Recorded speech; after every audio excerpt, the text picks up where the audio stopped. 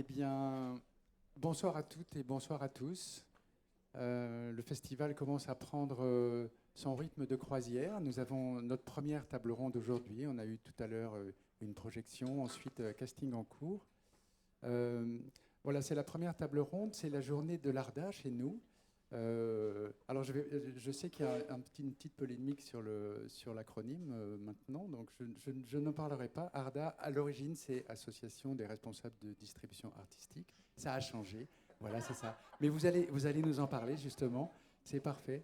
Donc, vous savez qu'à Paris Cours-Devant, on est très, très, très attentif, on aime beaucoup, beaucoup les comédiennes et les comédiens. Et on est parfaitement conscient du fait que s'il n'y a pas d'interprète, il n'y a pas de film. Et en fait, vous ne le savez peut-être pas, nous on reçoit énormément de films pour la sélection. Et pratiquement le premier critère de sélection des films, c'est la qualité de l'interprétation. Même s'il y a un tout petit rôle où ce n'est pas la bonne personne, ou disons-le, osons le dire, il est ou elle n'est pas bonne à cet endroit-là, et ben en fait ça fait sortir du film. Et comme la sélection est assez impitoyable, on a reçu plus de 800 films et on en a une petite trentaine en compétition. Donc forcément, si dans les films l'interprétation n'est pas au top niveau, forcément le film est très vite discrédité. D'où notre attention, bien sûr, pour l'interprétation. Et l'interprétation, ça commence bien entendu avant qu'elle ait lieu par le choix des comédiennes et des comédiens. Et c'est ce dont nous allons nous entretenir tout de suite.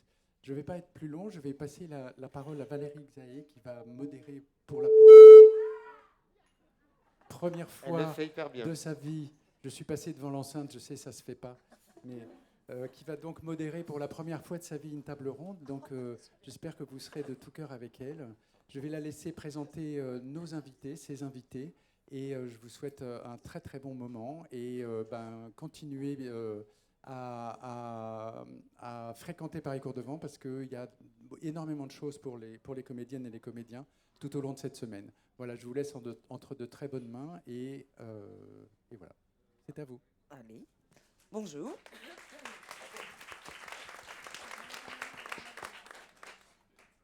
Alors, bonjour à toutes et à tous. On va déjà commencer par un tour de table, par se présenter, si vous voulez bien. Catherine. Bonjour, bonjour. Catherine Venturini. Qu'est-ce que je dois dire ? Qu'est-ce que vous faites dans la vie, madame ? Alors, je crois que je distribue les rôles à certains comédiens, ou beaucoup de comédiens, j'espère, et tous les comédiens ils seront ici. Voilà. Et membre de l'ARDA. Alors, moi, je suis toute récente à l'ARDA, donc je découvre un petit peu ce monde associatif. Donc, je demande à voir et à être plus curieuse encore. Non, mais voilà. Je vous laisse la parole. Vous êtes vachement donc, mieux très que moi. Bien. Voilà. On va continuer. Moi, je suis derrière la cam. Voilà. Moi, je suis. Voilà, moi, mesdames, je suis dans l'ombre, je suis tranquille normalement. Sylvie, je te passe la parole pour que tu te présentes. Alors bonjour à tous. Je suis Sylvie Hautecoeur, donc moi je ne fais pas partie de l'ARDA, je ne suis pas directrice de casting et je suis souvent de l'autre côté de la barrière, je suis comédienne et puis là j'ai réalisé un long métrage et donc je suis passée de l'autre côté aussi. Et donc c'est très intéressant de voir ce travail-là dont on va parler justement. Allô ? Ouais. C'est terrorisant.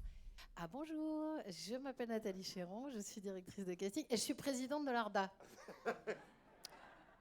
Alors on va voir, hein, parce que quand même, c'est gonflé. Et voilà, on est content d'être là. 2 mots peut-être pour présenter l'ARDA. Ça existe.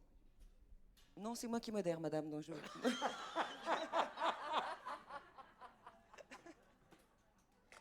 Bon, faut savoir que Valérie Xaé et casting est à l'ARDA et c'est la reine d'Angleterre. Voilà.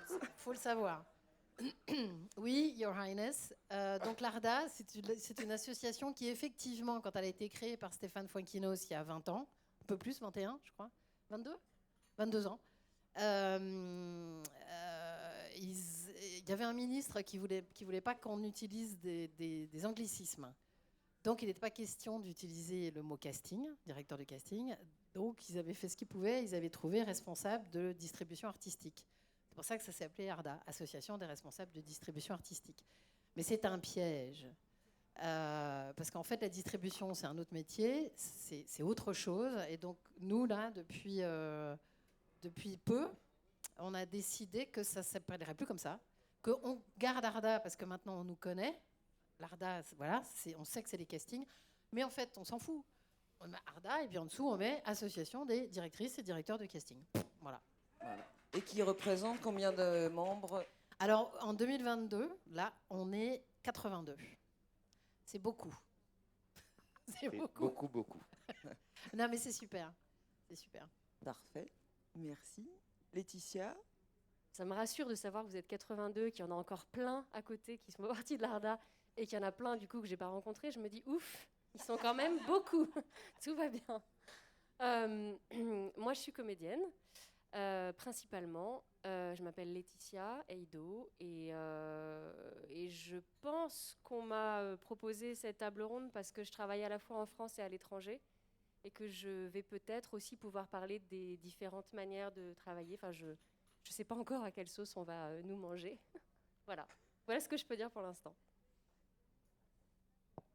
Bonjour, je suis Johan de Birag, agent artistique, et je travaille quotidiennement avec les directeurs de casting. Voilà, donc je ne sais pas quelles sont les questions que Valérie sera amenée à me poser, mais Ça va être terrible.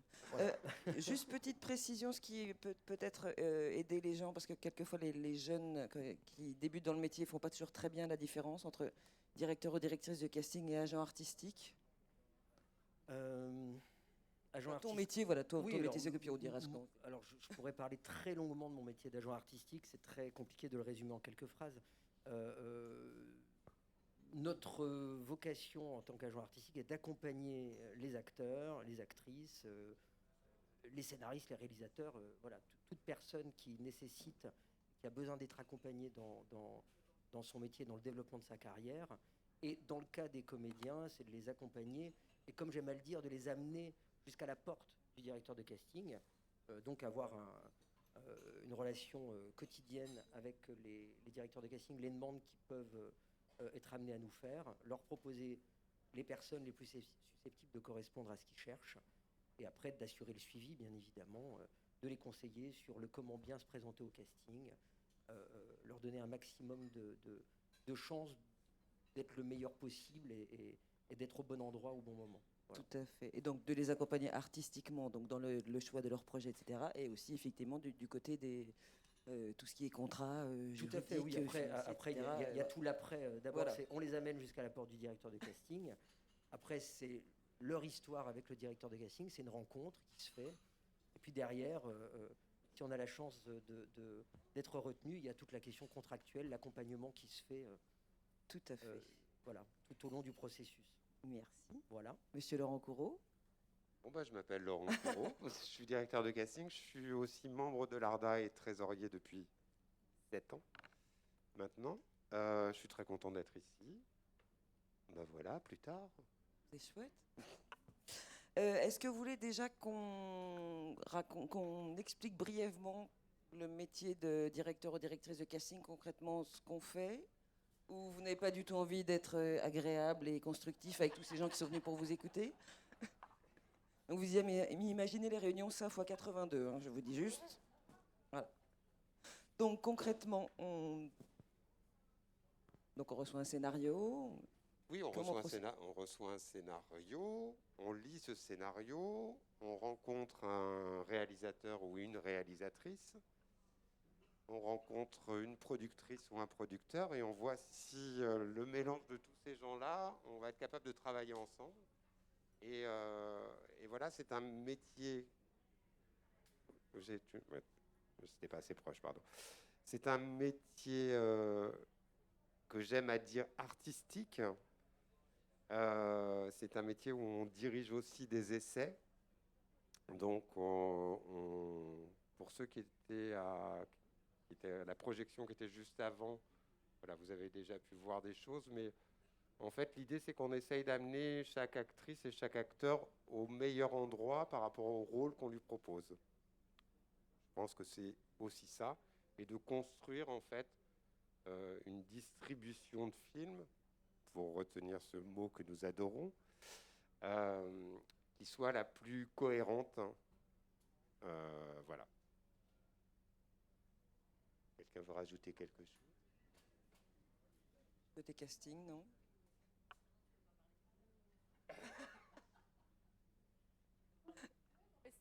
Effectivement, moi, je m'applique à rencontrer en fait au départ des gens avant les acteurs. Ça tombe bien, je suis directrice de casting, donc je rencontre des comédiens.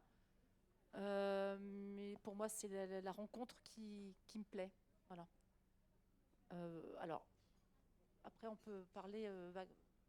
C'est vague, hein, tout ce que je dis, mais pour moi, c'est la rencontre. Voilà. Moi, je fais ce métier parce que je rencontre des gens, parce que je rencontre des acteurs, parce que je rencontre des réalisateurs, parce que je rencontre des histoires, parce qu'on me raconte des histoires. Voilà pourquoi je fais ce métier. Et voilà, à peu près, grosso merdo. Donc, parmi les questions là, qu'il y avait en sous-texte de cette table ronde, il y avait pourquoi embaucher un directeur ou une directrice de casting. Alors, bon, spoiler alerte, hein, tous les gens qui sont ici sont plutôt pour les directeurs et directrices de casting. Donc, on va pas... Alors, voilà, quelle est notre plus-value? Pourquoi est-ce qu'il faut... qu'est-ce qu'on apporte? Je pense que Sylvie, elle peut répondre à ça. Déjà, moi, j'étais contre. Donc, Sylvie, tu as commencé, quoi. Tu continues toujours comme Voilà, comédienne. alors moi, j'ai commencé comédienne, donc avoir une trouille sans nom avant chaque casting, quand même, hein, faut le dire. Enfin, moi, je suis plutôt traqueuse, donc toujours peur de pas bien savoir mon texte, peur de tout ça. Et puis, moi, le plaisir que j'avais en tant que comédienne quand j'allais voir un casting, c'est quand effectivement il y avait une rencontre, je suis d'accord avec ça, et qu'il y avait une bienveillance du directeur de casting quand on passait les essais, parce que de fait, ça me mettait à l'aise et j'arrivais à donner peut-être le meilleur de ce que je pouvais donner à l'instant I. Donc voilà, et j'ai trouvé intéressant donc de passer de l'autre côté pour voir justement quel est le positionnement du directeur de casting à ce moment-là. Et ce qui était très intéressant, c'est de voir comment il travaille déjà, comment il pense suite à ce que nous, on a apporté, ce dont on a rêvé quand on a écrit le rôle, etc. Et surtout où ils peuvent nous emmener là où on n'avait pas forcément pensé. Et ça, c'est une grosse valeur ajoutée, même si au final, souvent, tu fais non, mais finalement, je préférais l'autre. Non, c'est pas vrai. Parce que en fait, c'est toujours une addition des choses. C'est jamais. C'est toujours ah oui, ça va là, et donc ça pourrait aller là. Et donc. Alors évidemment, pour. Moi, pour le rôle principal, c'était Karine Viard. Donc, j'avais écrit en pensant à elle. Donc, on n'a pas eu cette discussion-là sur le rôle principal. Mais sur le deuxième rôle principal, qui était un jeune homme, et là, il y avait vraiment besoin absolument de quelqu'un. Et en l'occurrence, ça a été Nathalie qui m'accompagne parce que j'aurais été incapable de le trouver, en fait, tout simplement. Puisqu'il fallait quelqu'un qui soit en plus vierge. Jeune, donc souvent vierge de tout. Et donc là, il faut quelqu'un qui soit allé au théâtre, qui ait vu plein de choses, qui ait rencontré plein de gens et qui ait un carnet rempli et des propositions à faire, parce que moi, j'aurais été incapable, je ne savais pas. Moi, quand je suis arrivée et que j'ai dit à Nathalie, je dis voilà ce dont je rêve, mais je ne sais pas. Donc, et c'est là où autant... Comme étant comédienne, je connais beaucoup d'acteurs. Peut-être contrairement à d'autres réalisateurs qui connaissent peut-être un peu moins bien, mais des acteurs de ma génération, en fait, finalement. Je connais surtout beaucoup d'acteurs de ma génération, des gens avec qui j'ai grandi, j'ai évolué, donc ces gens-là, je les connais. Et finalement, ils n'étaient peut-être pas les meilleures personnes pour ces rôles-là. Et le fait d'avoir... Nathalie, ça permettait aussi de dire mais non, là, non, en fait, voilà, c'est de ne pas travailler que à l'affectif, mais d'aller peut-être plus dans le juste du rôle, parce qu'on a, pour moi qui suis une grande affective, on a toujours tendance à avoir envie de travailler avec les gens qu'on aime, mais est-ce qu'ils sont les meilleures pour ce rôle-là, en fait. C'était ça et c'est souvent un dilemme d'ailleurs. Bon, moi, le dilemme a été résolu parce qu'il a fallu que je choisisse des acteurs en région aussi. Et donc, il n'y avait plus de dilemme puisque de toute façon, je ne connaissais pas les gens en région. Donc, voilà. Mais c'est vrai que ça permet de mettre une distance, je trouve intéressante, dans la réflexion. Pour le bien du film. Pour le bien du film, évidemment, pour le bien du film. Nat, tu aurais quelque chose à ajouter par rapport à ce tournage particulier? Oui, je sais pas, ça m'énerve le masque. Ben, enlève-le. Non, mais je fais comme tout le monde, je l'ai remis. Alors, évidemment, c'est très plaisant d'avoir Sylvie avec nous aujourd'hui parce que Sylvie, elle est quand même de notre côté. C'est-à-dire, quand je dis de notre côté, c'est parce que nous, c'est beaucoup de bagarres, en fait, notre job. Parce que vous pensez comme ça, comme dans les films ou comme dans les séries télé, un directeur ou une directrice de casting, c'est une hystérique qui déteste les acteurs et qui jette sa chaise à la gueule de son assistante. C'est comme ça. C'est formidable. Donc c'est difficile d'aller contre cette image. Donc on est des hystériques qui détestons les acteurs et qui foutons notre chaise à la gueule de nos assistants. Et en plus, on veut être payé correctement. Et on veut être chef de poste parce qu'on est chef de notre poste. Et tout ça, on a des demandes quand même. Donc c'est beaucoup de bagarres pour arriver à obtenir des choses, le minimum, quoi. Donc c'est extrêmement plaisant de travailler avec une réalisatrice ou un réalisateur, c'est-à-dire acteur ou actrice, parce qu'il y a une plus grande connaissance des acteurs, évidemment, qui nous facilite la vie, parce que nous, on connaît les acteurs, a priori, on sait comment ça marche, on n'a pas peur, on les aime, il faut quand même que vous sachiez qu'on travaille pour vous, qu'on est de votre côté, que vous êtes notre matière première, et qu'on travaille ensemble. Il faut arrêter de penser qu'on est contre vous, et que vous devez... C'est pas vrai. On travaille pour vous. Qu'est-ce qu'on fait si vous n'êtes pas là? Ça paraît logique comme ça. Et en fait, avoir une réalisatrice qui est aussi comédienne, ou un réalisateur qui est aussi comédien, ça simplifie la vie. Parce qu'on n'a pas besoin de dire « Mais si, je t'assure, c'est pas parce qu'il a un costume là qu'il n'est pas capable de jouer autre chose qu'un banquier. » Donc, c'est agréable. On a des vrais échanges. Quoi. Oui. Voilà, mais il y a trop de trucs à dire parce que là déjà j'ai digressé, je sais plus ce que c'était la question, quoi. C'était par rapport, si tu voulais compléter par rapport à cette aventure. Oui, le casting avec Sylvie. Je trouve que c'est pas assez souvent qu'on a des collaborations comme ça qui sont hyper apaisées, qui sont dans le travail, au service du film, pour le bien du film. Et il n'y a pas... J'ai le droit de dire un petit peu de gros mots ou pas? Bon, un seul, mais un seul. Non, il n'y a pas de concours de taille de zizi. Vous voyez ce que je veux dire? Non, là, on dit bite, je suis désolé. Mais... Non, c'est pas un gros mot. C'est pas un gros mot. Parce que, en fait, vous, en étant un petit peu attentif, en regardant, vous verrez que la plupart des réalisateurs, Chris, d'ailleurs, il y a plus de mecs que de femmes, ça commence à changer, mais voilà. Quand on les interviewe et qu'on leur dit alors votre film est super et tout, alors le casting et tout, comme ça. Ah bah oui, quand j'ai découvert.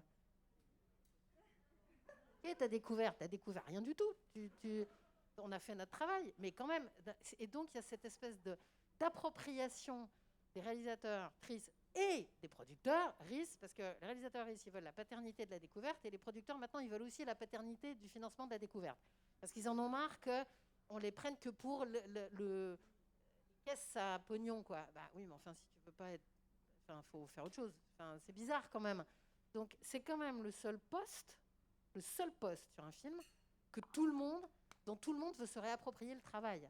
Est-ce que vous avez déjà entendu un réalisateur dire quand j'ai fait les décors ou quand j'ai fait les costumes, bah non.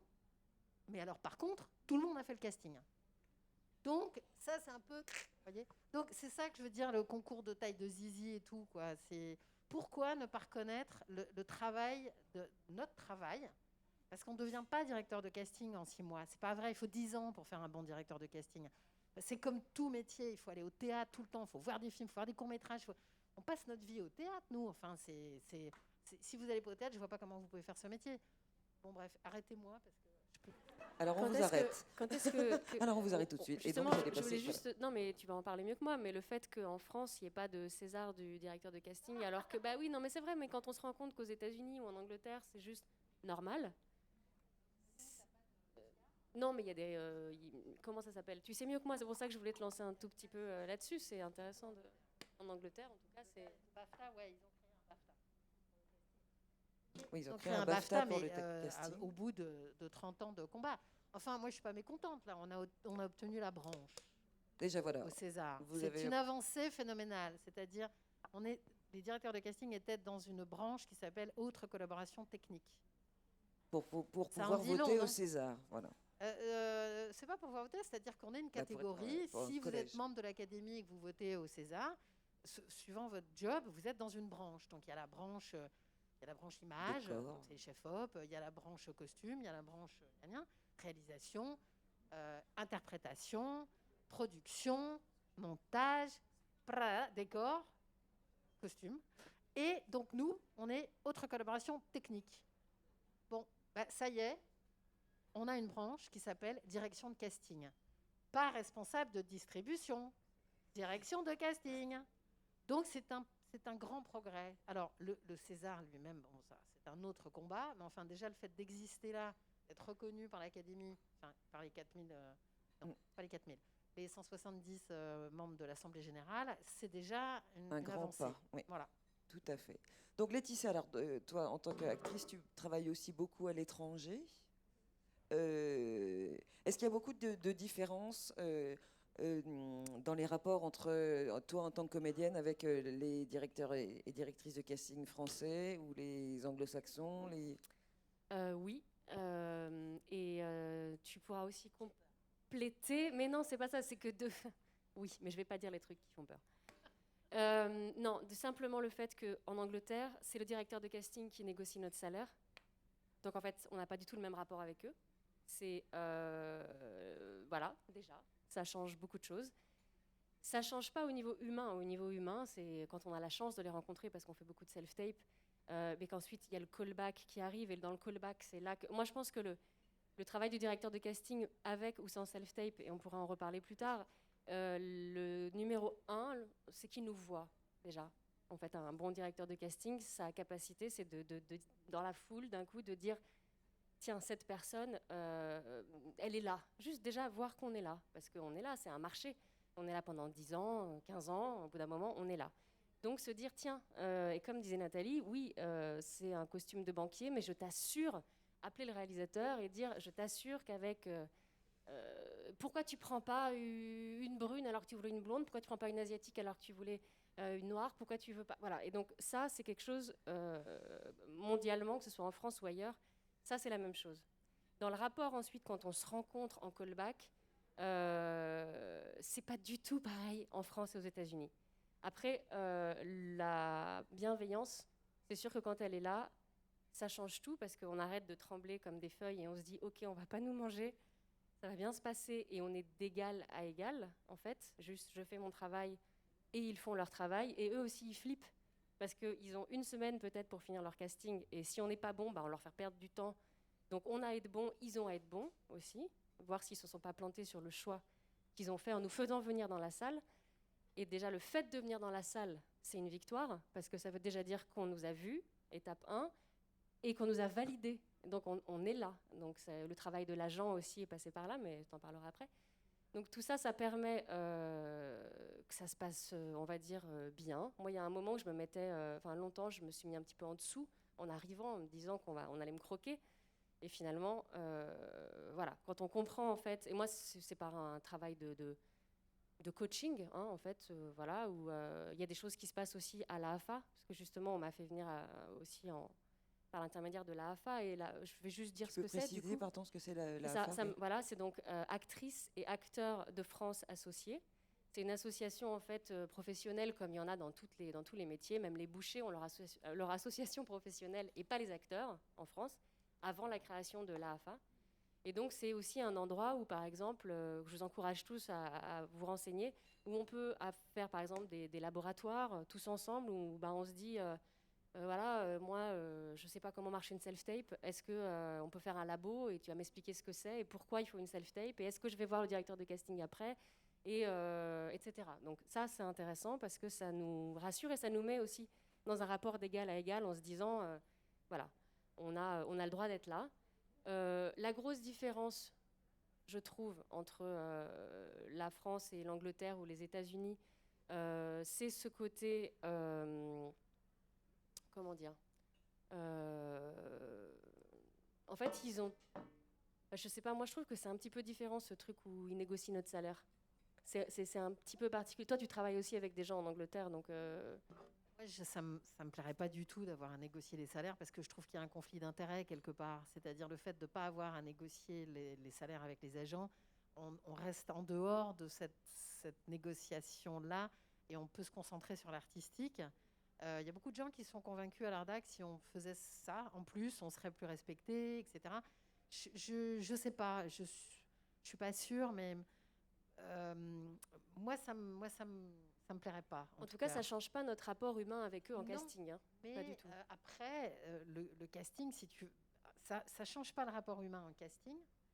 Mais si tu veux, comme tu as l'enveloppe du casting, la prod te file l'enveloppe du casting en gros, et c'est à toi de voir ce que tu vas donner à tel acteur, suivant les rôles, l'importance des rôles, la notoriété, etc.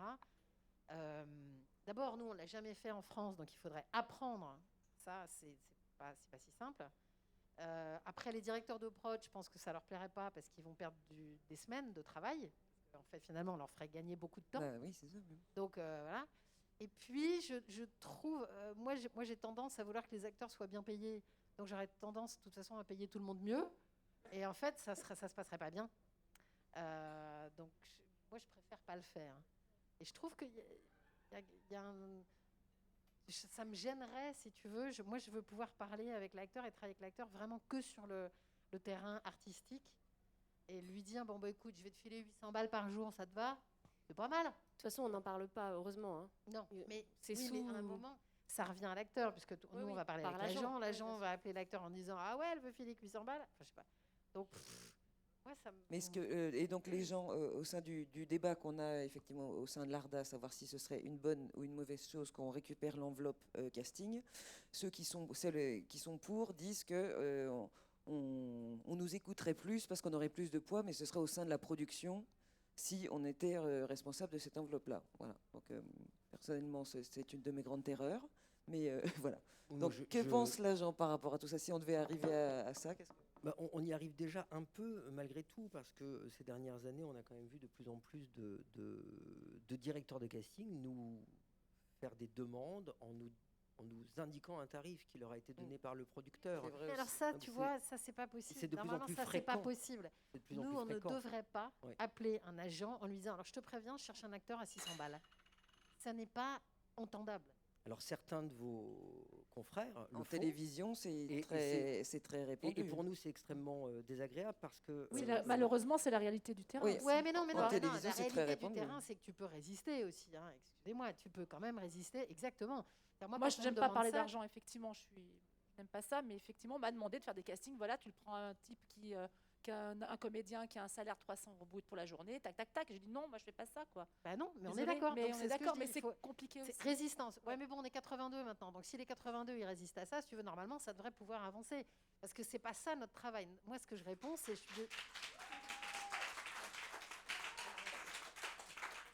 c'est-à-dire que nous, notre travail, moi, ce que je réponds, c'est alors écoute, je suis désolée, je vais pas faire ça parce que moi, je fais pas d'abord mon shopping chez Lidl.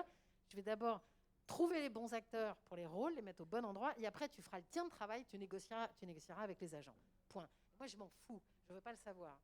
Et puis en plus, non, je vais pas dire tous les trucs du back-office parce que ça me revient.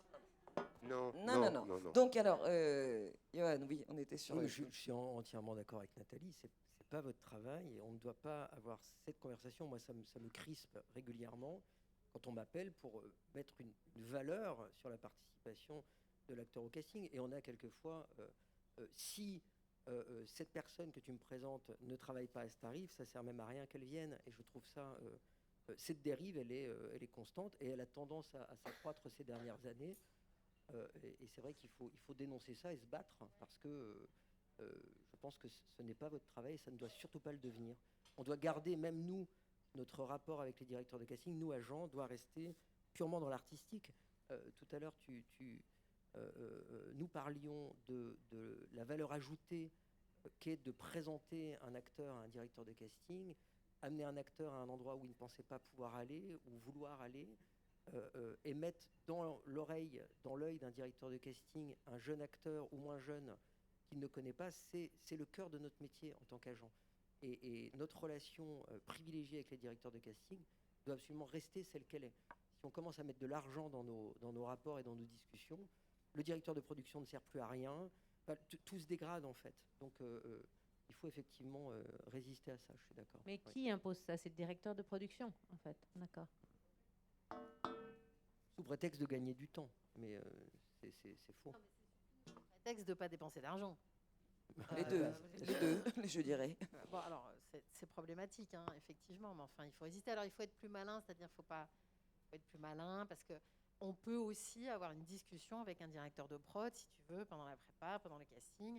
C'est bien aussi d'aller voir le directeur de prod d'entrée en disant, bon, alors, qu'est-ce que tu as comme budget? Suivant aussi le budget du film.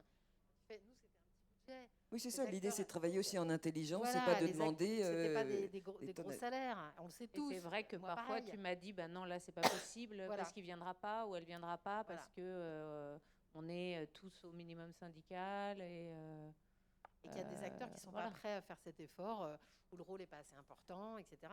Parce qu'évidemment, on s'adapte aux projets, c'est-à-dire les projets sur lesquels il y a du fric, ceux qui en a, ceux où il y en a moins, etc. On s'adapte.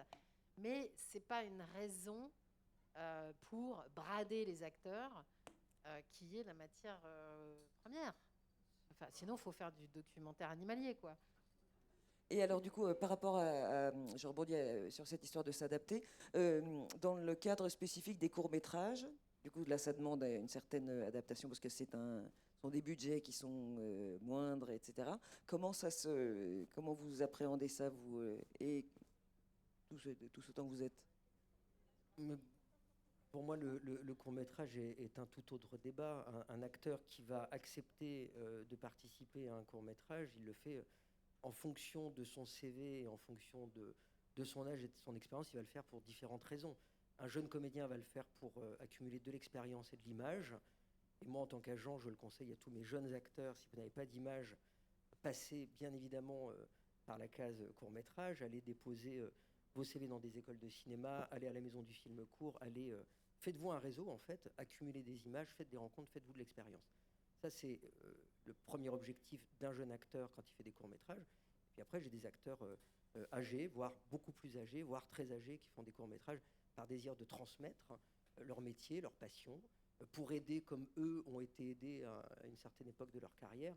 Et c'est vraiment, pour moi, le court-métrage est au cœur des choses. C'est la base du travail pour un acteur. C'est par là qu'il passe en premier lieu.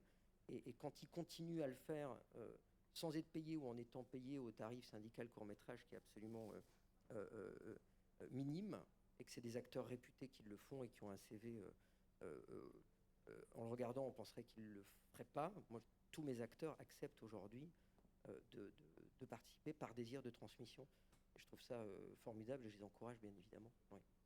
Et est-ce que vous avez l'impression que souvent les jeunes réalisatrices et réalisateurs n'osent pas justement contacter un directeur ou une directrice de casting pour faire leur court-métrage, ou n'osent pas contacter un agent en se disant « oh là là », ou vont chercher plutôt parmi leurs copains, leurs copines, alors qu'on est très nombreux à être ouverts là-dessus. On aimerait beaucoup aussi... Ouais, je pense qu'il y a d'abord les mômes, ils se disent « oh là là, on va pas appeler... truc ou un tel, elle lit ou il le fera jamais mon court-métrage ».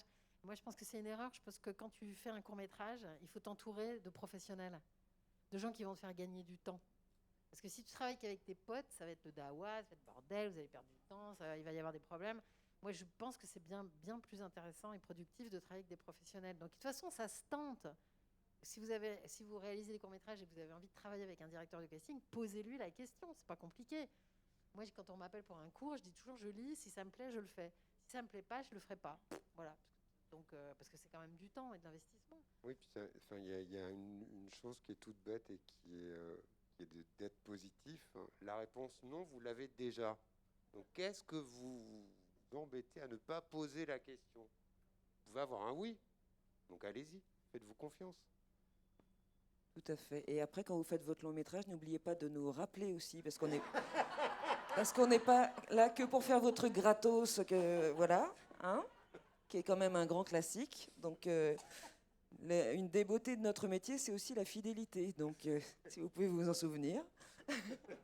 Après, il y a plusieurs écoles de pensée. C'est-à-dire, moi, j'ai travaillé avec des réals qui disaient on ne change pas une équipe qui gagne.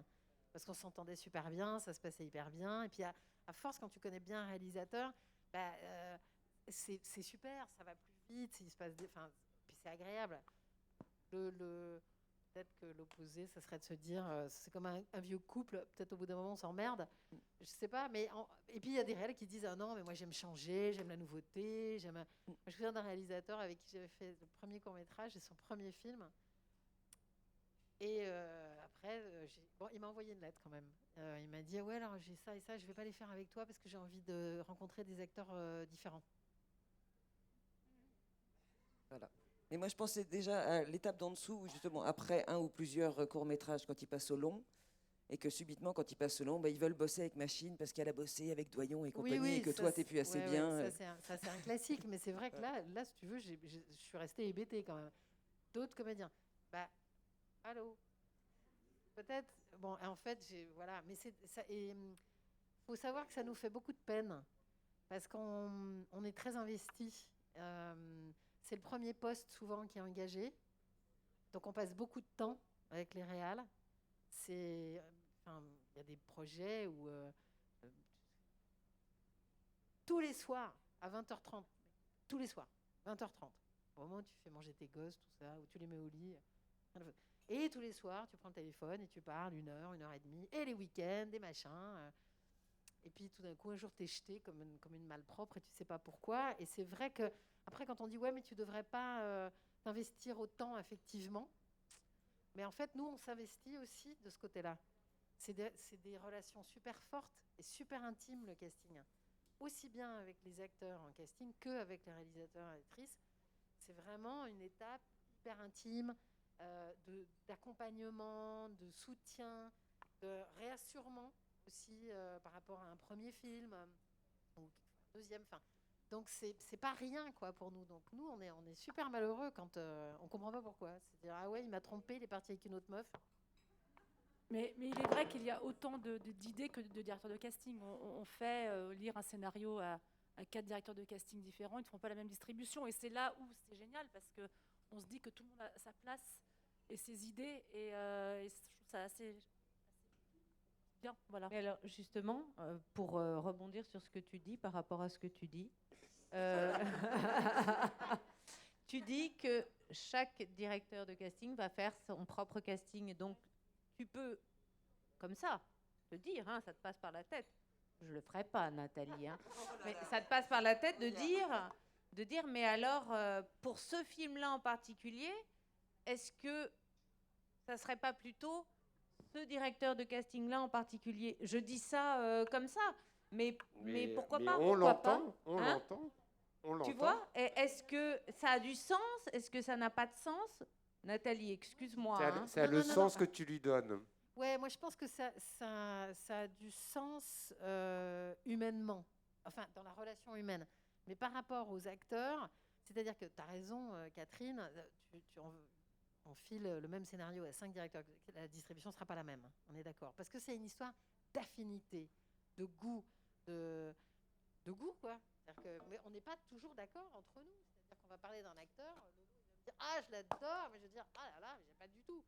Ou même quand on lit un scénario, on n'a pas les mêmes images qui nous viennent. Donc, parce qu'on n'a pas les mêmes imaginaires. Parce qu'on est, ce qu'on a vécu, nos envies artistiques. Ouais, c'est ça aussi. Bien sûr. Ça reste de l'ordre de l'intime, de l'irrationnel également. Oui, alors que pourquoi lui et pas un autre? Écoute, me redemande pas, j'en sais rien. C'est lui, c'est tout. Non, et parfois c'est ça, c'est instinctif. Moi, je travaille comme ça. Enfin, je sens les gens parce que j'ai un parcours qui fait que je travaille un peu dans ce sens-là, en tout cas. Voilà. Je continue, hein, je rebondis. Hein. Non, parce que tu me disais tout à l'heure, mais c'est moi, quand je ne savais pas qui t'étais, donc j'ai dit, mais t'es Qu'est-ce que qui j'ai toi? Mais t'es qui toi? C'est un peu honteux hein, d'une comédienne de dire ça à un casting, mais je l'ai dit, bon bref. Et ne le faites jamais, hein, mais... Et donc, et tu me disais, mais moi je fais beaucoup de casting de comédie. Je fais de la comédie. Tout à fait. Et c'est comme ça que tu t'es définie. Bah, Et je trouve ça intéressant.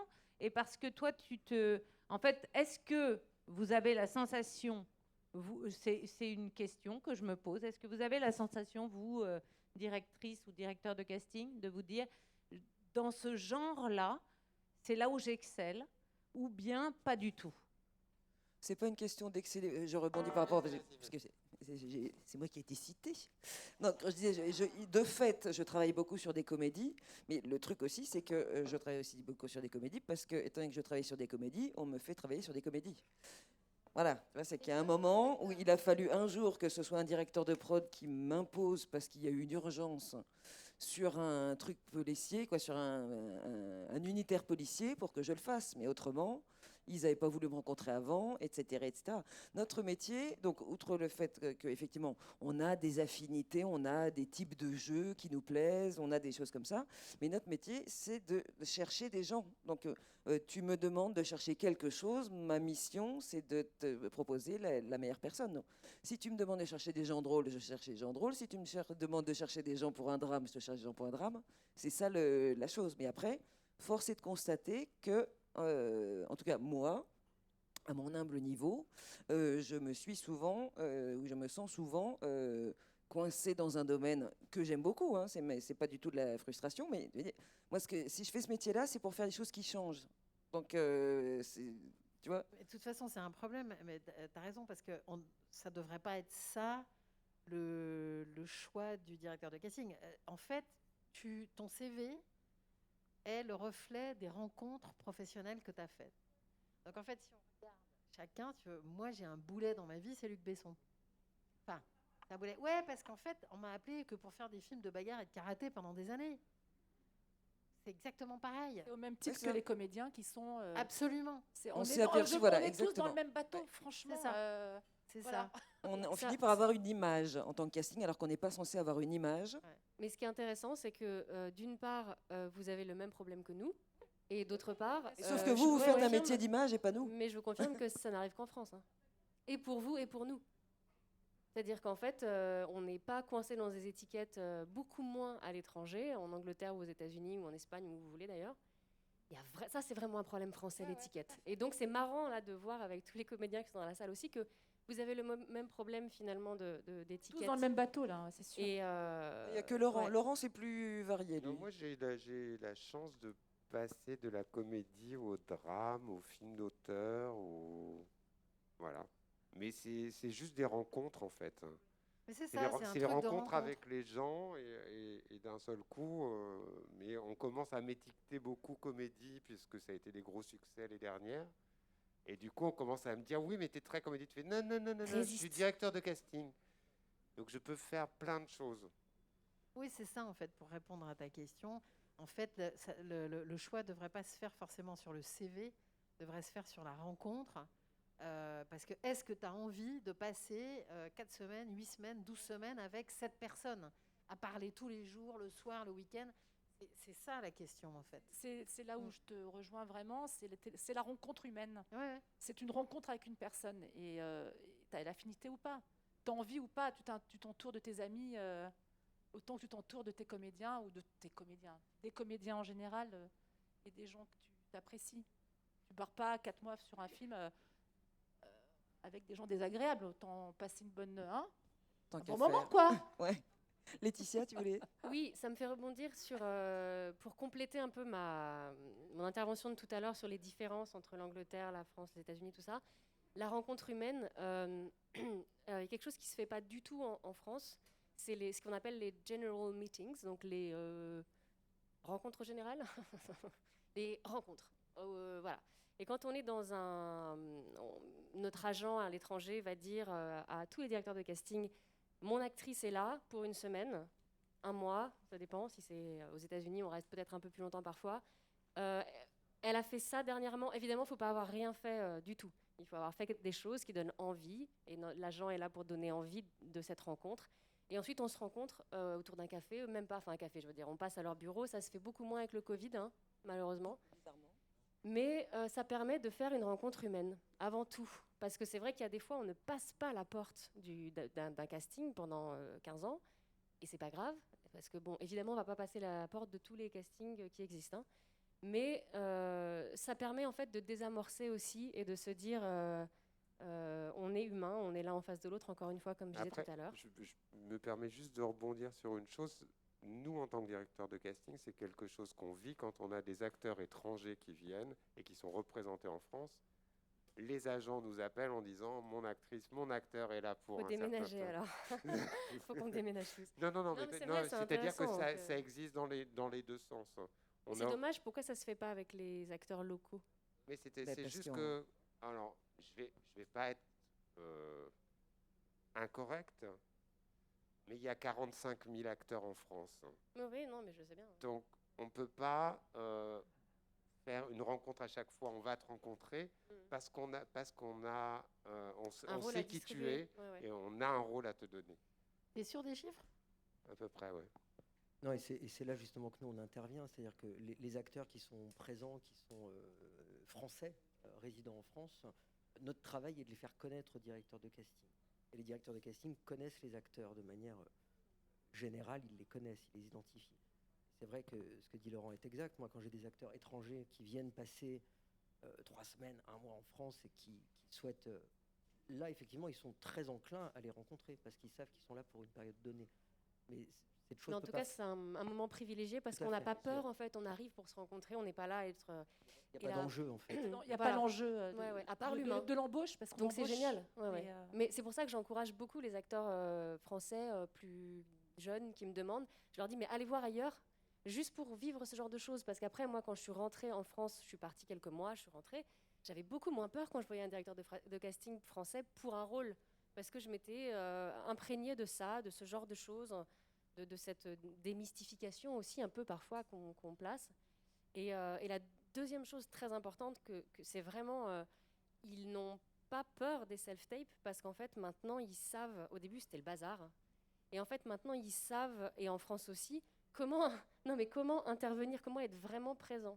C'est-à-dire qu'on peut aussi, on a tous fait peut-être des ateliers pendant le Covid, directeur de casting à distance, et c'est quelque chose que moi-même j'imaginais pas possible avant. Et en fait, on peut donner des indications à distance, on peut voir, on peut faire une sorte de visio comme ça à distance. Et le meilleur exemple dont j'avais un petit peu envie de parler, c'est là, c'est un projet très très gros qui finalement ne se fera pas, mais c'était passionnant parce que je suis allée jusqu'à passer les essais avec Apple. Donc là, d'un coup, il y a les directeurs de casting à côté de nous en visio, pas à côté de nous physiquement, ils sont à côté de nous dans la petite case là. Ils parlent pas du tout, mais avant, ils nous ont briefé, coaché, comment... Donc Ils c'est nous ont quoi, c'était, accompagnés. pour bien comprendre, c'était Oui. par Zoom, C'était par Zoom. comme un Zoom meeting, tu C'était un passais les Zoom essais, meeting. tu avais Ouais, en fait, le il y a directeur de eu casting et une première étape de self-tape, Mhm. donc classique, comme on peut faire parfois en France, et après on vient pour ce qu'on appelle le callback. Et là, c'était pas possible puisqu'il y en avait, les directeurs de casting, directrices de casting étaient en Angleterre, moi j'étais à Paris et Apple était aux États-Unis. Et d'un coup, il fallait qu'il y ait le showrunner, donc celui qui dirige l'écriture de toute la série. Il y avait les producteurs, il y avait Apple, enfin les financiers, il y avait les directrices de casting, et tout le monde au début disait bonjour, et après c'était mute. Voilà, et puis il n'y avait plus que la personne qui passe le casting et sa réplique. Et donc, d'un coup, on sait qu'il y a tout ça qui nous regarde, mais on ne se sent pas seul parce qu'avant, la directrice de casting a pris 1 heure pour me faire travailler. Et donc, c'est incroyable. Et donc, c'est possible, en fait, finalement. Et il y a des castings, notamment Fauda sur Netflix, par exemple, que j'ai eu. Je l'ai eu sans jamais rencontrer la directrice de casting. Et encore aujourd'hui, je n'ai jamais rencontré la directrice de casting. Mais par contre, on se parle. Elle a filmé ma deuxième partie de casting, le callback, par Skype. Donc, elle filmait l'écran pour l'envoyer à la chaîne. Donc, c'est de la folie, ça peut paraître... Mais pourtant, comme elle a pris le temps, de me parler, comme elle a pris le temps de me briefer, je ne me suis pas sentie démunie, seule, comme au tout début des self-tapes, où c'était terrible, parce qu'en fait, on ne savait pas ce que vous pensiez de ce qu'on envoyait. on n'avait pas de retour. Vous ne pouviez pas nous dire ce que vous vouliez qu'on fasse, donc il y avait une frustration qui était assez terrible aussi. Et j'ai l'impression que maintenant, ça roule beaucoup mieux. Il y a des Le Covid résistances. a certainement accéléré les process. Alors ça, c'est Voilà. aussi donc on parlait à ton intervention la précédente, on avait quand vous aviez commencé à parler de self-tape, je pense que ça intéressera pas mal de gens si on fait 2 minutes là-dessus. Oui, on peut faire 2 Ça fait minutes. ça fait gros débat hein, au sein de que ce soit chez les agents, chez les castings, etc. Donc, en gros, si on doit être très schématique, il y a d'un côté le camp des gens qui disent ça existe depuis 10 ans aux États-Unis, depuis je ne sais pas combien de temps en Angleterre, etc. Et c'est l'avenir. Et de l'autre, des gens qui disent ben, nous, on ne veut pas bosser comme ça parce que nous, notre métier, c'est rencontrer des gens et c'est pas charger des tapes, voilà. En schématisant grandement, voilà. Donc, déjà, donc, toi, Laetitia, tu es plus habituée à ça. Je voulais demander, avant que les castings ne se déchaînent, en tant qu'agent, qu'est-ce que tu penses de... Les self-tapes, on les a vus émerger déjà il y a un petit moment, c'était avant la pandémie. Ça s'est largement démocratisé. Ça a permis aux acteurs de continuer à passer des essais.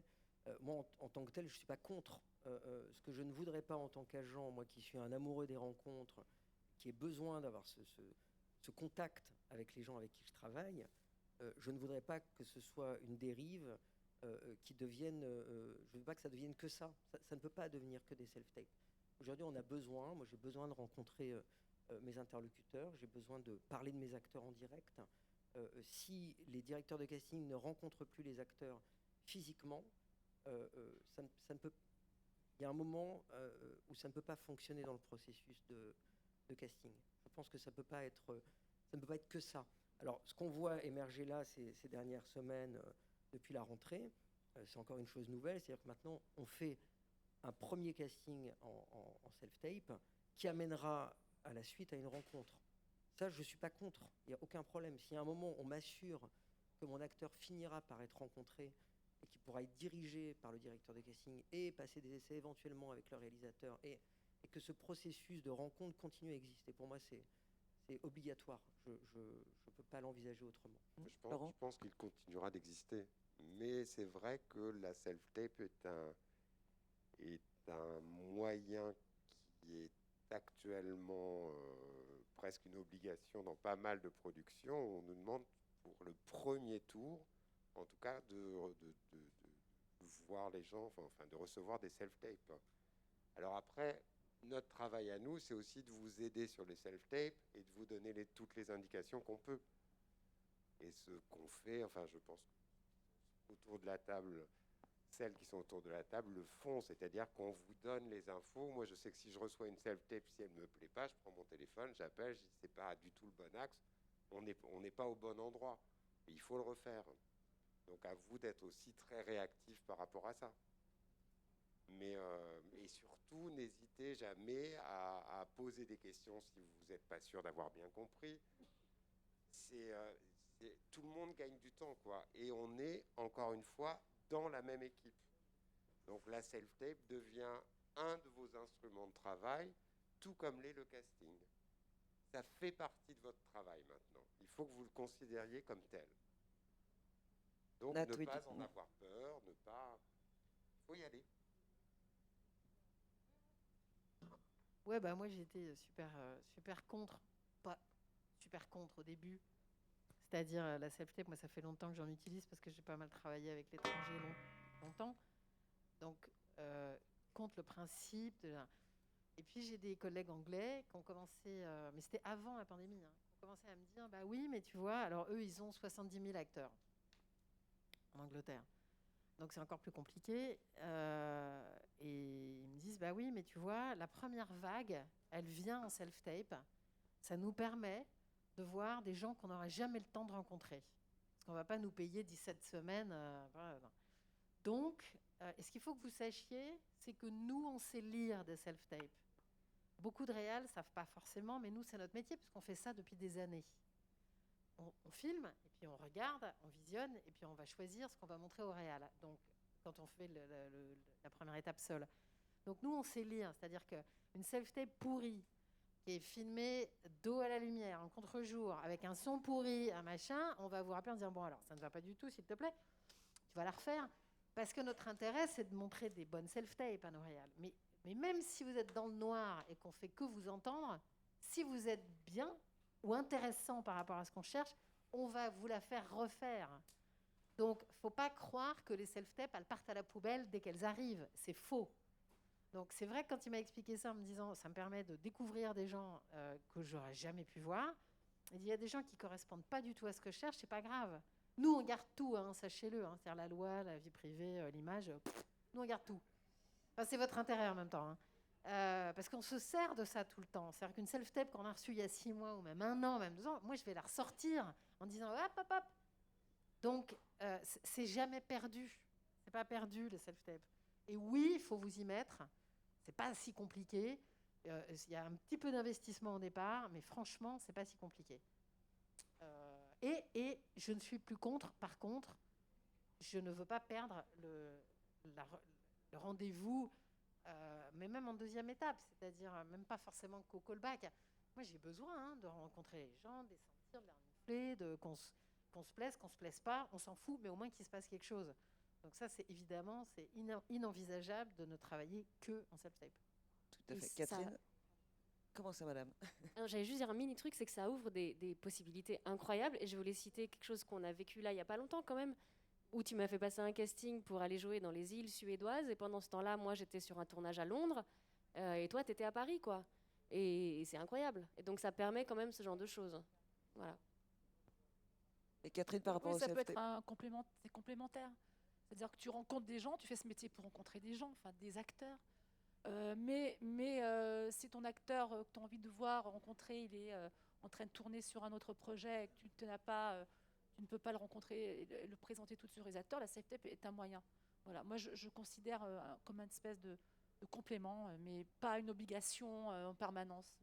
Oui, c'est ça. Et typiquement, il y a quelques années, donc voilà, il y a des gens dans la salle certainement qui ont connu ce truc-là. Il y a quelques années, vous étiez en vacances ou vous étiez en tournage ou je sais pas quoi, vous ne pouviez pas passer le casting parce que vous n'étiez pas là. Donc ça peut être une solution. Est-ce que vous voulez qu'on passe aux questions? Non? Bon. Et je voulais rajouter, comme disait Laurent, je dis juste ce petit truc.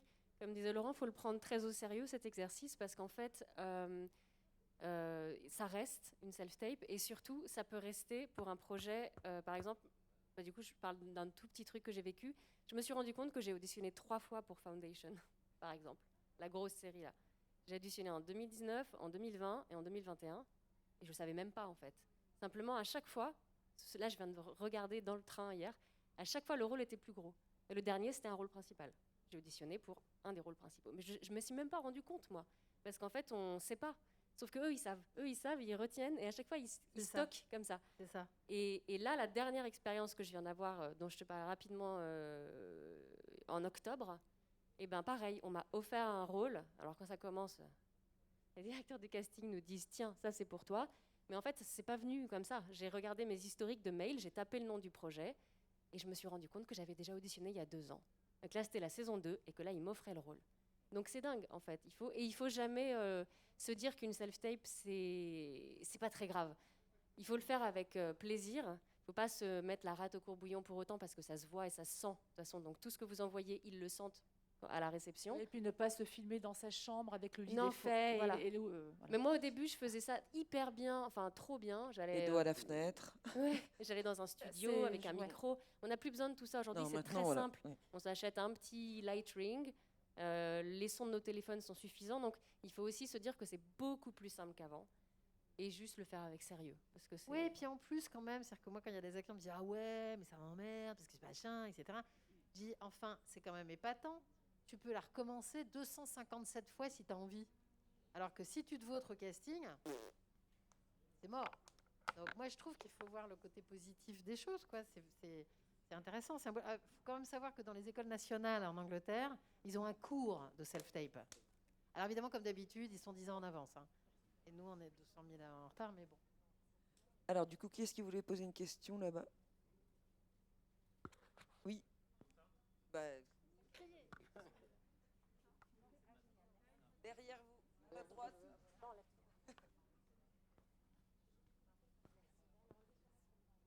Bonjour, je suis un méchant comédien. J'en précise pour dire que je suis de passage un mois à Paris. Bien essayé. Je tente. Non, je vais vous dire un truc qui forcément vous avez entendu 1000 fois et tout, mais sur lequel je m'interroge. Je pars juste sur une toute petite anecdote. Je me dis, voilà, moi ça fait depuis 10 ans que j'ai pu envoyer, on va dire, 3-4 mails par an pour pas saouler et pour pas disparaître non plus. Ça me semble raisonnable.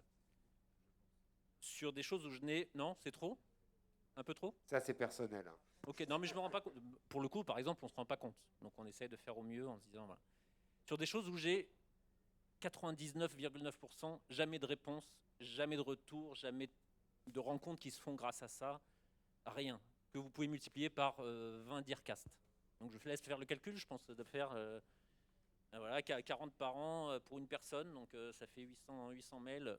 Et j'en arrive aussi à une conclusion de dire que je pourrais traverser ma vie en n'ayant fait que ça et en n'ayant jamais eu l'opportunité vraiment de rencontrer quelqu'un.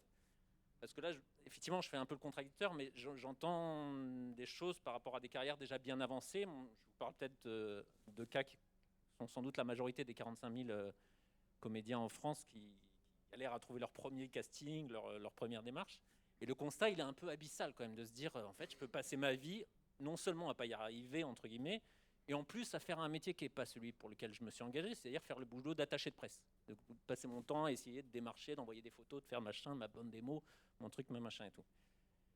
Alors évidemment, j'ai eu un peu une période un peu vénère contre votre profession, et c'est hyper bien de pouvoir discuter comme ça, de comprendre l'envers du décor, et on le sait, je pense que vous savez le nôtre, et on sait un peu le vôtre, on est trop nombreux, je l'entends complètement. Après, je retiens juste le mot de tout à l'heure de résistance.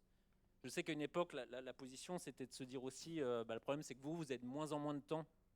Donc, c'était assumé dans la bouche de pas mal de Dearcast qui disaient, on va un peu aux évidences, aux gens qu'on connaît un petit peu, qu'on a déjà vus, qu'on sait un peu solide et tout. Donc, je ne sais pas quel est votre ratio de vous permettre de découvrir vraiment des gens nouveaux que vous. On n'a pas dit ça ce soir. Non, pas ce soir. Moi, je l'ai entendu de la part de pas mal de Dearcast dans et alors, mon parcours. Excusez-moi, mais du coup, quelle est votre question ? Et du coup, je finis. Je vous pose juste la question, machin. Moi, je vois ce que je peux essayer de changer au système, qui est en me disant, ok, j'accepte le jeu, il faut bien que je continue et tout. Est-ce que vous voyez des portes d'issue de ce tuyau d'étranglement qui fait qu'on se sent un peu battu d'avance? Je ne dis pas qu'il y en a, je ne sais pas quelles peuvent être les solutions, mais est-ce que vous avez parfois dire, si, il y a quelque chose où on pourrait faire mieux dans ce métier, tout autant qu'on est, prod, Dearcast, comédien, etc., pour éviter cette sensation qu'on partage sans doute un peu tous. Qui veut répondre? Laetitia? Alors... Je ne sais pas si c'est de moi que vous attendez une réponse, mais je peux vous dire que la réponse, c'est la persévérance. Parce qu'en fait, moi, je fais ça depuis plus de 15 ans. Non, mais je marche, mais on aurait parlé il y a 2 ans, ou il y a 3 ans. J'envoyais aussi, et récemment, j'envoyais je ne sais pas combienième mail de ma vie à Sylvie Brocheret, par exemple, et je lui dis, mais je connais votre mail par... Elle me dit, on se connaît, non? Et je lui dis, oui, je connais votre email par cœur. Donc je lui ai dit, son adresse email était, ah bon? Et elle m'a dit, oui, mais en fait, vous savez, je sais très bien qui vous êtes, en fait, depuis 15 ans, vous m'écrivez pas souvent, mais régulièrement. Et en fait, je pense que la seule solution pour tout artiste, j'en parlais à un auteur tout à l'heure, j'en parlais à ma mère qui est peintre, et je leur disais, on n'a pas le choix, en fait. On n'a pas le choix, il faut continuer, il ne faut pas lâcher. Et si on voulait être juste comédien artistique, je veux dire être que dans l'artistique, malheureusement, on ne ferait pas ce métier. Parce qu'en fait, dans ce métier, la seule chose, je veux dire, c'est 10%, enfin pas 10%, mais peut-être 20% de plaisir et 80% de se vendre, faire son site internet, etc., etc. Et la seule chose que je peux vous conseiller vraiment, c'est un coach. Parce que le coach, d'un coup, il va vous soutenir, il va vous dire, c'est pas grave, recommence. T'as envoyé 150 000 mails. Moi, ça m'arrive 2 fois, je le fais rarement, mais d'envoyer 800 mails. Je suis morte à la fin. Mais j'ai invité tous les directeurs de casting que je connais à mon avant-première. Et il y en a 2 qui me répondent. Mais je m'en fiche, ils viennent, peut-être. Et s'il y en a un qui vient, il vient. Et s'il ne vient pas, il viendra la prochaine fois. Et en fait, souvent, j'essaie de dire aux jeunes comédiens, s'il y avait une autre solution, elle existerait. Mais je ne sais pas, je te la donnerais, mais il n'y en a pas, en fait. Il n'y en a pas parce que, je ne sais pas comment vous expliquer, mais il y a un moment, ça paye. C'est-à-dire qu'il y a un moment... Pardon ?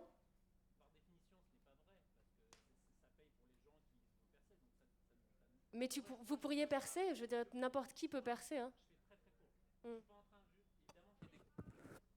Évidemment qu'il y a des cas de réussite, je fais très très court. Évidemment qu'il y a des cas de réussite et super. Et évidemment la persévérance, et je suis bien placé également. Moi, c'est 14 ans d'échec et un an de réussite. Oui, mais dans ce cas. pareil, moi c'est 14 ans d'échec sans la 15e. L'année Donc tout n'est pas perdu alors. Non, mais tout n'est pas. Non, mais en plus je suis pas du tout aigri sur le truc et tout. Il y a aucun problème. Non, mais je vous assure, l'intelligence, je viendrai pas vous parler. Justement, je réfléchis juste au problème systémique. C'est l'accusation de personne, ni de vous ni de nous. On est trop nombreux et machin et tout.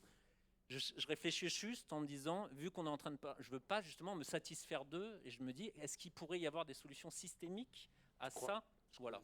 Je ne crois pas qu'il y ait de solution systémique. De votre côté, vous nous le dites très bien, j'envoie 4 mails par directeur de casting.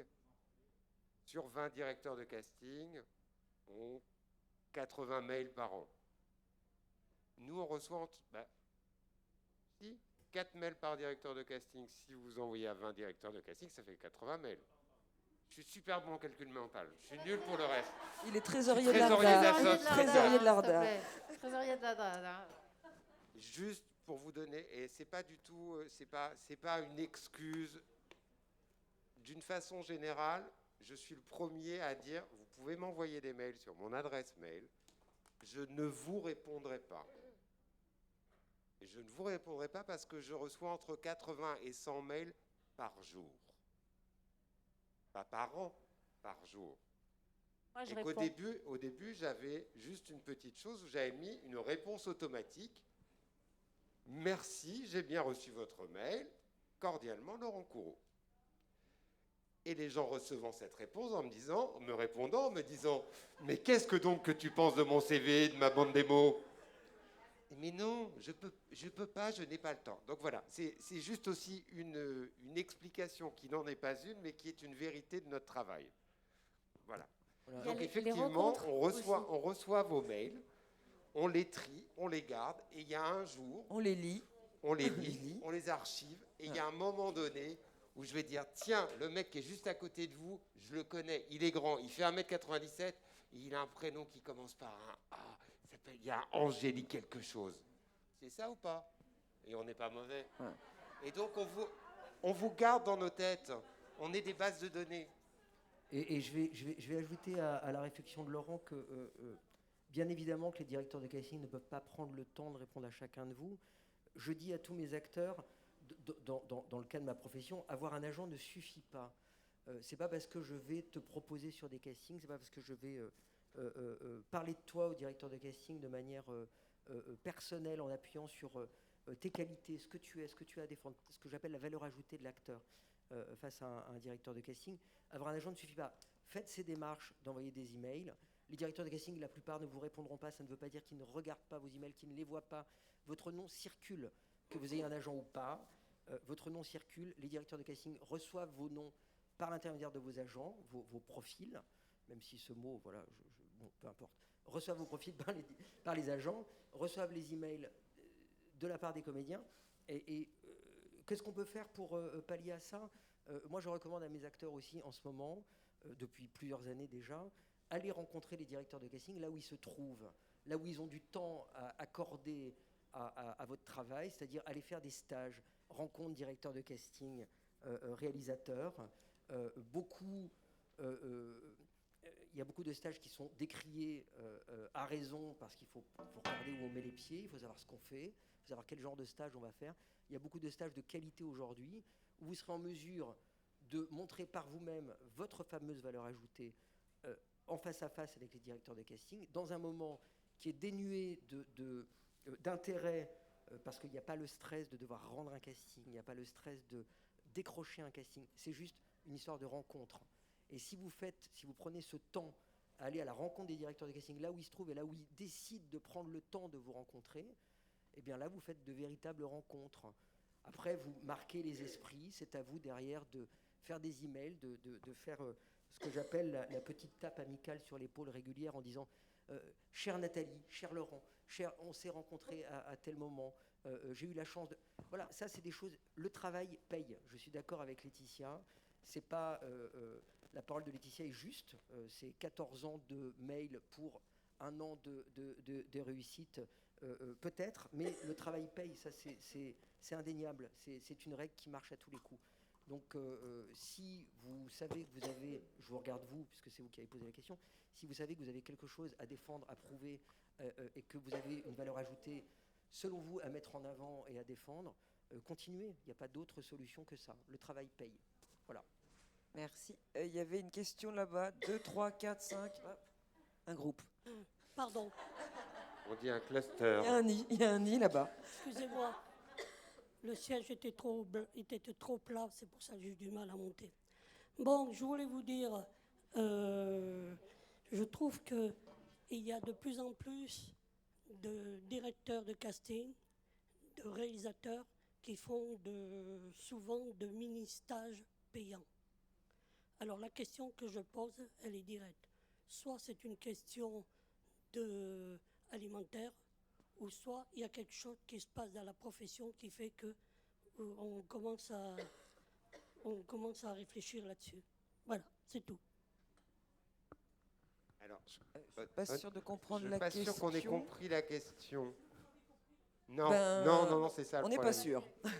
Bon. Alors, je répète, il y a beaucoup de directeurs Oui. beaucoup de directeurs de casting et de réalisateurs qui font des mini-stages payants. Oui.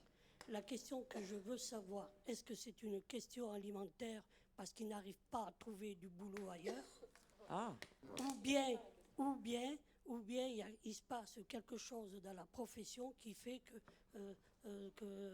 on se lance là-dedans. Voilà. Non, alors. Ça va? Ok. En fait, les stages, effectivement, il y en a qui sont payants, il y en a qui sont pris en charge par l'AFDAS, beaucoup. Payant. Et comme je ne suis pas pris par la FDAS, c'est toujours payant. Eh ben, justement, les stages qui sont payants servent aux comédiens qui ne peuvent pas bénéficier de l'AFDAS. Et c'est très bien, vous faites une journée de stage à 40 € pour rencontrer 1, 2 ou 3 directeurs de casting. Si vous n'avez pas la possibilité d'accéder à un stage AFDAS parce que vous n'avez pas cotisé, je ne sais pas comment on dit, si vous n'avez pas accumulé ce qu'il faut pour bénéficier d'une prise en charge de l'AFDAS, faire un stage à 40 € pour une journée et faire de véritables rencontres, il ne faut pas penser que les directeurs de casting font ça pour... oui, peut-être. Oui, bon, bah alors il y a des truands peut-être, partout. oui. Hein, ça, Et je le disais en préambule, quand je vous conseillais à tous de faire des stages casting, il faut regarder où on met les pieds. Si vous faites un stage avec un directeur de casting qui n'a pas travaillé depuis 15 ans, posez-vous des questions. Voilà, c'est tout. Mais il y a Là, un c'est truc la responsabilité de qui est chacun vachement bien, même si ça dure 2 heures, parce que moi j'en ai fait aussi, évidemment. Et c'était pas du tout bien vu à l'époque quand ça commençait. Mais en fait, il faut savoir que dans ces stages, par exemple, il y avait 10 personnes en 2 heures. Donc c'est rapide. Sauf que dans les 10 personnes, il y en a 5 qui ne sont pas préparés, 2 qui sont débutants, et peut-être vous qui allez tout péter. Et l'objectif, c'est d'être celui qui va tout péter en 2 heures. Et donc se préparer avant. C'est-à-dire que moi, je préparais le truc en amont, parce que je savais que... Au début, je me suis foirée. Hein, j'en ai passé les 4 premiers, j'ai fini en pleurant, nul. Je les ai jamais revus d'ailleurs. Et puis au bout d'un moment, mais c'est vrai. Et puis je suis allée voir un coach, et je lui ai dit, je ne peux pas continuer à foirer mes rencontres de casting. En plus... Enfin bon, j'avais mis un peu d'argent de côté pour ça et tout. Je m'étais fait ça sur un mois. Et je vous assure que vraiment, il y a moyen de sortir du lot. Et après, qu'est-ce qu'il faut faire ? Il faut faire comme disait le monsieur et Johan. Il faut réécrire en disant « Chère Catherine, chère Nathalie, etc. Laurent, nous nous sommes vus à tel endroit. J'ai beaucoup apprécié le stage. » Et il y a un suivi humain aussi. Ce n'est pas des machines. Et du coup, les directeurs de casting, il faut leur rappeler, même s'ils voient le mail passer parmi les 80, « Ah tiens, il a apprécié le stage, il se souvient de moi. » Ok, c'est tout. Ils voient passer le truc. Et du coup, on a un rapport humain qui se... Mais effectivement... Et c'est long, ouais. il faut... C'est long, mais Mais ça il y a du marche. bon, bah, c'est comme dans tout, il y a du bon, il y a du Voilà. pas bon. Il faut aussi, donc dans les bons stages, il faut aussi voir ça comme un training. Il y a le côté rencontre, effectivement, mais c'est aussi un entraînement de votre art, comme un danseur fait des stages de danse avec des chorégraphes, comme des choses comme ça. Voilà. Alors, Et il puis y je aura crois que toujours c'est des gens- aussi se mettre en mouvement par rapport à d'autres. Donc on est en être dans mouvement, l'action. en étant en rencontre avec d'autres. Entre vous, vous tissez aussi des liens. Tiens, machin, j'ai un casting là. Ah, il m'a pas appelé. Bah tiens, vas-y, tiens, je te file son mail, le truc. Ça s'appelle le réseau. Donc je crois que le fait d'être en mouvement amène le mouvement. Et je pense que ces stages aussi vous mettent en training, effectivement, comme tu le dis si bien, et je pense que l'acteur doit s'entraîner. Quand ça fait Comme un quelques sportif, mois qu'on n'a pas bossé, c'est vrai comme un que... sportif, comme tout autre sport, où il doit s'entraîner. Voilà. Oui, et très souvent, vous ne passez pas, bien évidemment, suffisamment de casting à votre goût, ni au nôtre d'ailleurs. Je parle des agents. Et quand vous faites ces stages, le problème que vous avez quand vous passez un casting, c'est que vous êtes transi de peur en vous disant Dieu seul sait quand est-ce que je vais en passer un autre, il me faut celui-ci absolument. Et vous arrivez avec une énergie qui n'est forcément pas la bonne, parce que vous avez peur, parce que vous êtes plus dans une espèce d'énergie de désespoir, c'est le risque qu'on prend à être dans cet état-là.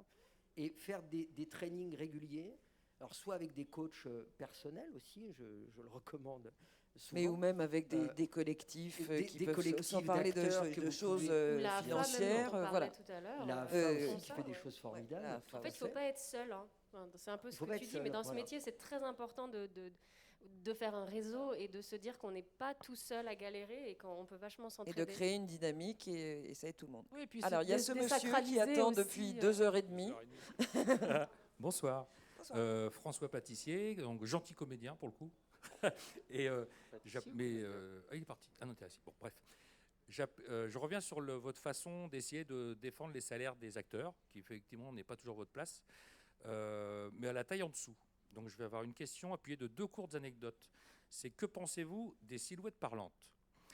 Avec 2 anecdotes. On m'a appelé il y a 2-3 ans pour avoir un petit rôle dans un film. Donc la casting m'appelle, je passe l'essai, je suis pris, super sympa. Et elle me dit, c'est bon, t'es pris pour la silhouette parlante. Quelle silhouette parlante ? Elle m'explique, tu comprends, petit budget, etc. Donc effectivement, c'est pas son travail de négocier pour moi. Elle m'a proposé une chose, elle dit, écoute, si tu veux le faire ou pas ? Je dis, écoute, j'y vais. Et elle me dit, ce que je te propose, sur place, tu vois la prod et tu leur en parles. J'y vais. L'anecdote veut que je tournais, il y avait 2 comédiens. Il y avait Catherine Deneuve et moi, donc c'est sympa. Et Elle était en silhouette parlante, Catherine Deneuve ou... Alors justement, je me retrouve à table avec les 2 producteurs et je leur parle. Je dis, écoutez, voilà, dans cette scène, si j'ai bien compris, administrativement, une silhouette parlante, c'est jusqu'à 5 mots. À part, voilà, administrativement. Il se trouve que dans la scène, Catherine Deneuve me dit, c'est joli, monte-la jolie. Et moi, je lui réponds, j'en sais rien, ma petite dame, moi, je suis de plaisir. Je dis, elle a 4 mots, j'en ai 13. Vous pouvez pas la payer en silhouette parlante et moi en rôle ? Ah, pardon, je vous ai bousillé votre chute. Ouais, dommage. Ça, c'est la première anecdote. Et l'autre, contradictoire, sur un autre long métrage où là, j'avais 5 jours de tournage, mais mon personnage était muet. Et là, la prod m'a payé en rôle parce qu'ils ont fait leur boulot. Et c'est-à-dire que je voudrais savoir votre avis sur ce phénomène. Comment vous pouvez défendre d'arrêter cette silhouette parlante qui a été inventée il y a quelques années, parce que c'est complètement contradictoire avec le métier d'acteur. Ça considère qu'un acteur, quand il ne parle pas, n'est plus un acteur. Et je trouve ça complètement antinomique avec ce métier. Tout à fait. Alors déjà, effectivement, le côté, c'est pas parce qu'il n'y a pas de texte qu'il n'y a rien à jouer, on est entièrement d'accord, ce qui justifie que même la production vous a payé au tarif rôle. Sauf erreur de ma part, c'est encore pire maintenant la silhouette parlante, parce que je crois que maintenant, c'est, en tout cas en télé, c'est une réplique. Ou 2 répliques, enfin un truc qui est absolument pas quantifiable. Donc avant on disait c'est 5 mots, c'est chiant, mais au moins il y avait 5 mots. Et donc oui, donc 1 ou 2 répliques. Donc je ne sais pas qui a négocié ça pour vous. Vous pouvez les remercier. Quoi, et nous, effectivement, alors là, pour le coup, c'est des vrais fights, parce que moi, je bosse aussi souvent sur des petits projets, des projets semblés, machin truc. Et effectivement, ils essaient toujours de mettre tout le monde en silhouette parlante. Bah oui, ça coûte 2 fois moins cher. Donc voilà, ça se tente. Et c'est toujours, une Non, mais ça, c'est un vrai lutte. problème, c'est un scandale. Enfin, c'est Donc je ne sais pas qui a signé ça pour vous, mais... Bah, c'est les syndicats. Mais non, mais c'est une honte. C'est une honte. C'est-à-dire qu'il faudrait pouvoir résister à ça. Enfin, moi, quand on me dit alors une silhouette parlante, je fais ça n'existe pas. T'as un rôle ou t'as une silhouette. Point. Tu joues, tu fais un mec au fond. Voilà. Donc, mais bon, c'est un combat. Hein. Mais tout seul, on se débrouille avec soi-même. Sans agent, on choisit de y aller ou pas ? Oui, je comprends bien. Je comprends bien. Mais c'est comme la post-synchro. Hein. L'histoire d'une demi-journée de post-synchro gratuite, ça n'existe pas. C'est une honte. C'est dans la convention collective, vous allez faire 2 heures de post-synchro, vous êtes payé. Donc si tout le monde se met à refuser d'aller faire la synchro-sainte, post-synchro gratuite une demi-heure, peut-être que ça va cesser. C'est une honte. C'est dans la convention collective. vous devez avoir un contrat en arrivant sur le plateau. Là, moi, j'ai eu un acteur hier soir au téléphone, je suis outrée de ce qui est en train de se passer. Moi, j'ai envie d'appeler l'inspection du travail dans ces moments-là, quoi, en disant, allez donc voir sur le plateau de trucs, là. Les mecs, ils travaillent sans contrat. C'est-à-dire, s'il arrive quoi que ce soit, c'est une catastrophe, quoi. C'est inadmissible. Je ne sais pas comment faire. Qui a le micro? C'est moi. Voilà. Moi, j'ai 3 questions. La première, je voulais savoir, vous, en tant que directeur artistique ou directeur de casting, depuis la crise, est-ce que vous voyez qu'il y a beaucoup de projets qui arrivent? Quel est l'impact? Est-ce que pour vous, il y a une sorte de bouchon qui se fait sur les projets à venir dans les 2 ou 3 ans à venir? La deuxième, c'est plus pour l'agent.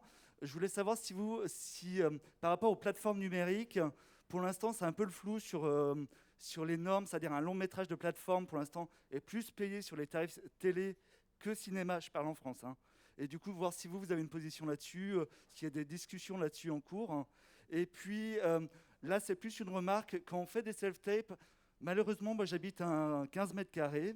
C'est juste nous laisser le temps de trouver une équipe c'est-à-dire une réplique, un espace de travail. C'est-à-dire une self-tape en 24... Non, quand je dis ça, c'est des fois en 24 heures, c'est compliqué. C'est juste... Non, 15 mètres carrés, oui. Enfin, 2 justement, mètres carrés, ça suffit. non, mais j'ai à 15 mètres carrés un studio. Oui, bah oui. Avec le mais lit. quand on parle de self-tape, on vous dit pas d'aller louer des studios d'enregistrement, etc. Oui, bien sûr. Oui. Faites ça chez vous, mais mettez un drap blanc derrière, face à la fenêtre, c'est juste que votre des fois, on a téléphone, besoin quand même de s'organiser pour trouver des gens. Et c'est des fois, en 24 heures, c'est compliqué. Oui, mais là, vous compliquez la vie. C'est juste une remarque. Vous compliquez énormément les choses. Une self-tape dans 15 mètres carrés, c'est parfaitement faisable. Tu mets un drap au mur avec du scotch, avec du gaffeur, avec de la pâte à fixe. T'as pas de pied pour ton téléphone. Tu mets de la pâte à fixe à ton téléphone et tu le mets sur la fenêtre ou sur le miroir, où tu veux. Enfin, il faut être MacGyver, quoi. Ok. Non, mais c'est hyper simple. La self-tape, franchement, il n'y a plus d'excuses aujourd'hui. T'as pas de réplique, tu transformes ta scène en monologue. T'enlèves des trucs, t'en rajoutes machin et tu fais un monologue et tu l'envoies comme ça. On peut même enregistrer sa propre voix pour faire la réplique de l'autre. C'est vraiment c'est kamikaze, mais parfois, quand on peut pas faire un monologue... Je trouve ça super risqué. Moi, je le fais. Et du coup, voilà, effectivement, simplifier au maximum. Ça sert à rien de partir dans des trucs. Ce sera encore plus angoissant pour vous et ça n'aura pas forcément plus de résultats si c'est un super truc. Donc voilà. Les questions, c'était les tarifs pour les plateformes. Les tarifs des plateformes. Alors, le syndicat français des agents artistiques et littéraires, où je suis membre du bureau, justement, est au cœur de ces débats avec les différents syndicats. Les choses tendent à s'améliorer et des accords sont en train d'être pris avec les plateformes, justement, pour que les choses soient plus souchées sur des contrats français. Nous sommes en France. Quand Netflix est arrivé, pour ne citer que, mais toutes les plateformes fonctionnent de la même manière, ils sont arrivés avec leur contrat américain qui ne correspondait en rien au droit français et au code de la propriété intellectuelle et du droit du travail, tout simplement. Donc les choses sont en train de trouver une issue favorable et on a déjà vu, nous, en tant qu'agents, un changement significatif sur les négociations des contrats avec les plateformes. Il y a encore de l'amélioration à venir, mais on y vient et les choses vont franchement vers le mieux à ce niveau. Et la première question, désolé, je ne l'ai plus. Ah oui, y a-t-il des embouteillages dans les productions, quoi, en gros? En télévision, il y a eu un petit ralentissement, mais ça ne s'est jamais arrêté, les tournages. Ça s'est jamais arrêté. Donc, et en cinéma, il y a eu quelques... Le seul embouteillage qui soit, en termes de cinématographique, c'est les sorties. Sorties, oui. Et ça, c'est un vrai problème, et la fréquentation en salle qui est très en baisse. Ça, c'est un vrai problème. Aller au cinéma. Et il y a aussi des films plus fragiles qui ont été reportés, justement, parce qu'il y en a qui savaient qu'ils ne pouvaient pas sortir avant 1 an et demi ou 2 ans. Il y a tout un certain nombre de projets qui sont mis entre parenthèses, parce que ça ne sert à rien de tourner maintenant si vous savez que vous ne pouvez pas sortir avant. Il y a tout un pan de la production cinématographique qui est plus fragilisé, bien évidemment. Les films à plus petit budget, les films sans casting dits prestigieux ou bankable, appelons-les comme on veut, sont plus mis en fragilité par rapport à l'engorgement que représentent tous les films à sortir, avec toutes ces sorties qui se décalent de plus en plus. On a encore beaucoup de films qui étaient annoncés comme des succès qui ont été décalés récemment. Je pense au dernier film de Franck Dubosc, pour ne citer que lui. Donc oui, c'est problématique surtout en termes de sortie, mais il n'y a pas de baisse de régime en termes de travail. Et il y a une démultiplication des plateformes. Donc j'ai envie de dire même qu'il y a, de mon point de vue d'agent, il y a beaucoup plus de projets qu'on en avait il y a quelques années. Et la pandémie ne nous a pas fragilisé. Elle a plus fragilisé le théâtre pour ce qui concerne les artistes-interprètes. Mais l'image, de mon point de vue, absolument pas. Non. Une dernière question. Ah non, qui? Alors, pardon, excusez-moi. Oui, bonsoir. Bonjour. Je m'appelle Sara Lintonen. Je suis actrice et j'ai fondé aussi sur Facebook un groupe pour les femmes dans le cinéma et audiovisuel qui est pour soutenir un peu les femmes dans ce milieu. Et du coup, je suis forcément quelqu'un d'assez intéressé sur tout ça, sur la diversité, sur la place des personnes qui n'ont pas souvent la voix dans notre société. Et du coup, ma question concerne vraiment la diversité. Et du coup, est-ce que, par exemple, c'est plus pour les directrices de casting, directeurs de casting, mais aussi pour Sylvie, du coup, par rapport à la diversité, quelle est votre réflexion là-dessus? C'est-à-dire, je sais que vous n'avez pas toujours le pouvoir de tout changer, bien sûr, mais vous avez un certain pouvoir, une certaine place d'amener de la diversité, que ce soit que ce rôle est masculin ou féminin. Est-ce qu'on amène quelqu'un de BIPOC ou quelqu'un de handicapé, etc., voilà, pour un rôle? Est-ce qu'il y a une femme de plus de 50 ans, etc. Et j'aimerais juste entendre quelle est votre réflexion sur cette diversité dans le casting. Merci. Alors, je veux bien répondre une petite phrase. Ça se passe déjà au niveau du scénario, je crois. Point. Enfin, alors, non, mais on peut, oui, pas que, mais on propose effectivement. On a envie d'être sur le contre-emploi. On demande une femme blanche. On a envie de mettre une femme noire, peut-être aussi une femme asiatique, etc. Ça, c'est notre travail aussi de pousser dans ce sens-là. Mais ça se passe au niveau d'écriture, je crois. Ouais, mais en fait, mais moi je suis pas d'accord parce que ça fait 35 ans que je me bats contre ça et en fait, ça fait 35 ans que je lis et systématiquement, j'essaye de mettre des gonzesses à la place des mecs. J'essaye de mettre des arabes à la place des blancs parce que c'est un truc personnel et en fait je pense qu'à l'Arda on est quand même très très engagé. C'est notre travail, comme dit Catherine, de faire bouger les lignes.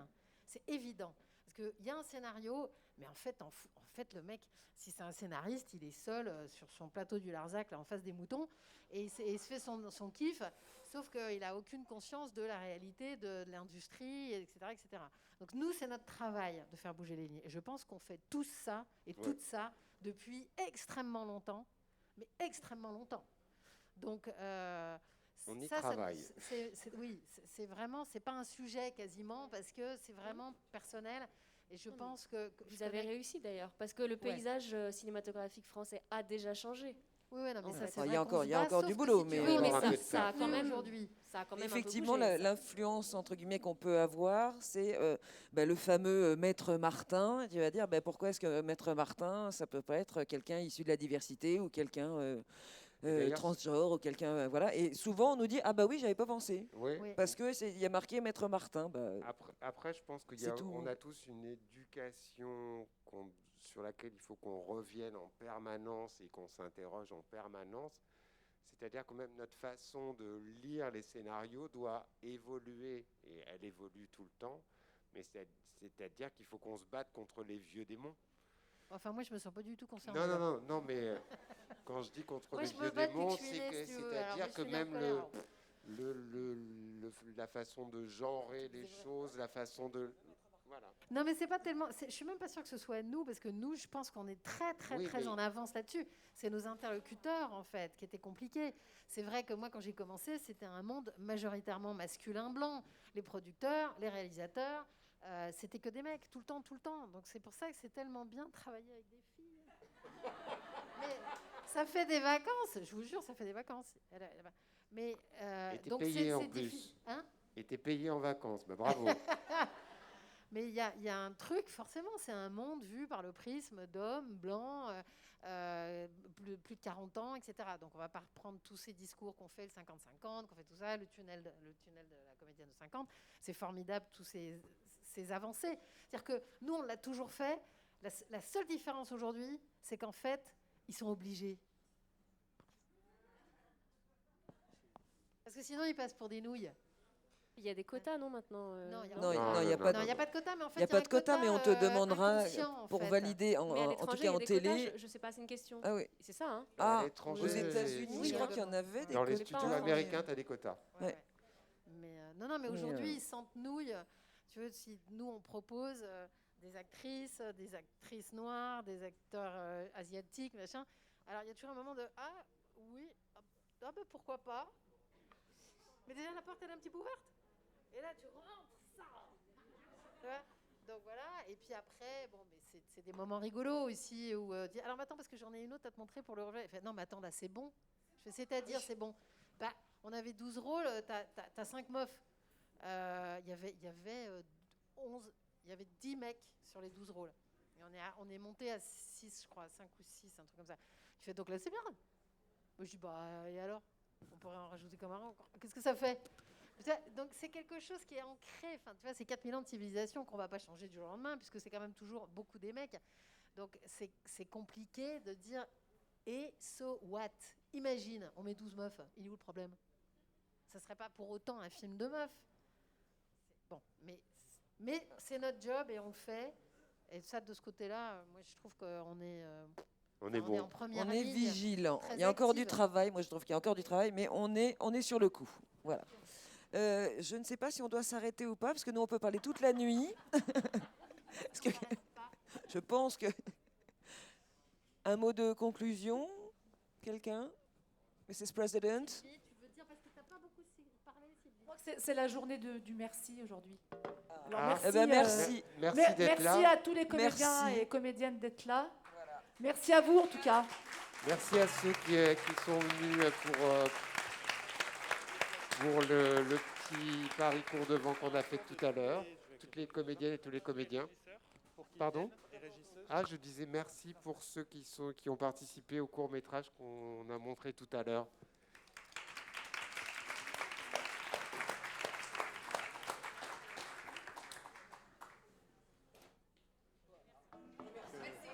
Merci.